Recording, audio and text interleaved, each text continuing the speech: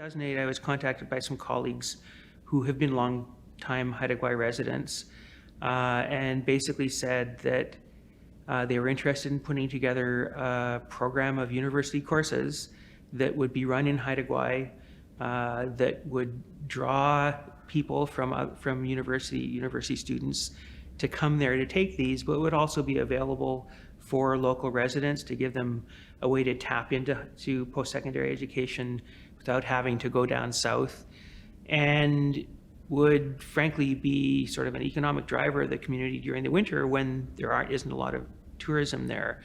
They wanted something that would be community grown, would meet the needs of the community, as well as providing a rich and exciting opportunity for people coming from off island. And there are a lot of barriers to something like that happen. Universities offer university courses, not community groups. And we had a meeting of a few people, and I said, well, I have a graduate class in forestry that runs how and where I want to run it. How about if I offer my class as a sort of a test drive to see how this would work? And I'll bring it up this spring and we'll see what happens. And so that was the first trial run that they had done of working on a university class.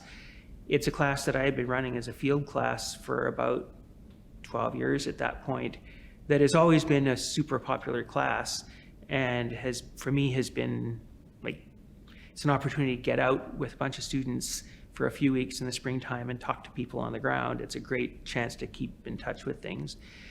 That was the best year that it had ever been. It was amazing to do this in partnership with a community group, to be in one community for the duration of the program. And what they started then evolved into the Haida Gwaii Higher Education Society, which is now accredited through UBC Faculty of Forestry, and is now the Haida Gwaii Institute, I believe they're calling it. And they run 2 semesters of courses. Students come up and take 5 courses in a semester that run as block classes.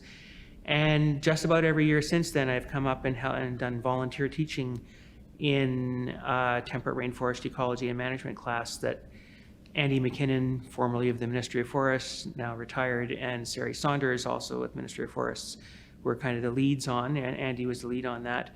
And I always stole a week from my SFU teaching every spring to go up and teach in that. And it's been a great experience. Students love being there. It's been exciting to kind of dig deep in working with the community. It has had broad support from both the Haida and non-Haida communities up there, and has been supported by a huge amount of input from Ministry of Forests, Ministry of Environment, Parks, the local municipalities, Council Haida Nation, environmental groups, forest industry, and it's been a pretty amazing thing, and I'm very, very proud to have been part of it.